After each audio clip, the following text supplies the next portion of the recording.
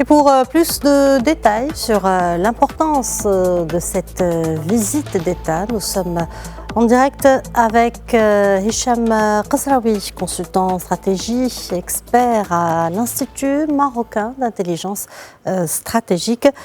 Bonjour, monsieur Hicham Qasraoui, et bienvenue à vous. Bonjour et merci pour l'invitation. Alors, tout d'abord, quels sont les enjeux de cette visite d'État du président français Emmanuel Macron au Maroc, enjeux notamment liés au partenariat économique que Paris et Rabat veulent renforcer? Alors cette première visite d'État du président Macron au Maroc, qui fait suite à deux visites officielles en 2017 et 2018, revêt effectivement de plusieurs enjeux.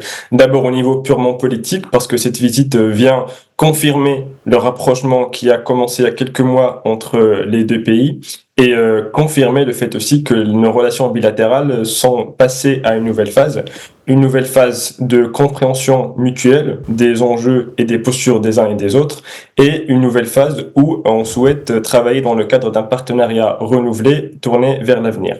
Plus spécifiquement sur la question du Sahara, là aussi il y a un autre enjeu pour venir entériner la nouvelle position actualisée de la République française à l'égard de la première cause nationale du Maroc, à savoir la question du Sahara, et donc de traduire concrètement cette nouvelle position qui confirme le plan d'autonomie proposé par le Maroc comme seule base de résolution de ce conflit. Ensuite, il y a un enjeu économique, évidemment.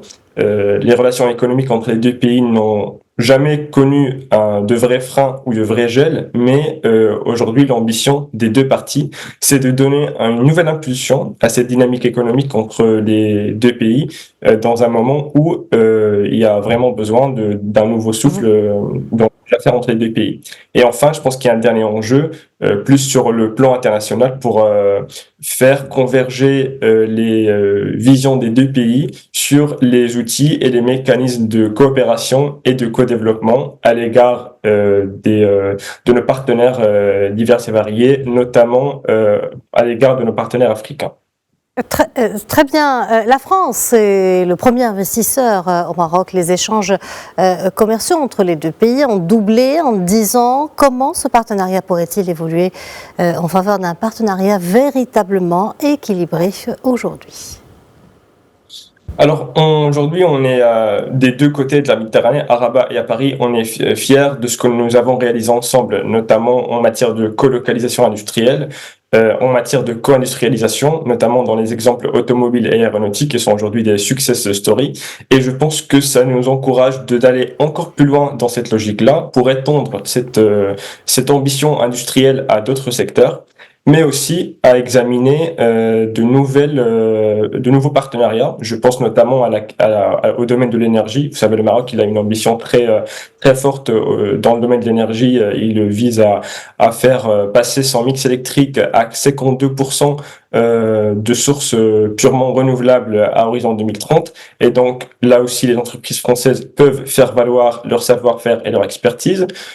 Pareil dans le domaine de l'eau, pour faire face aux sécheresses successives que le Maroc a connues. Donc il y a un plan qui est très ambitieux en matière soit de dessalement de l'eau de mer ou de d'épuration des eaux usées. Là aussi, la France et ses instituts de recherche, de développement et ses entreprises peuvent faire valoir leur savoir-faire.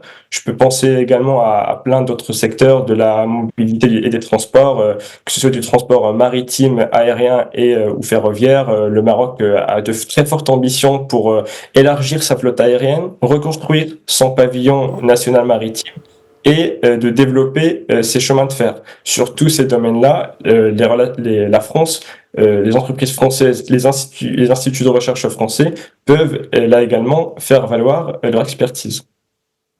Monsieur Hicham Qasraoui, je vous remercie d'avoir répondu à nos questions. Je rappelle que vous êtes consultant en stratégie, expert à l'Institut marocain d'intelligence stratégique. Merci à vous.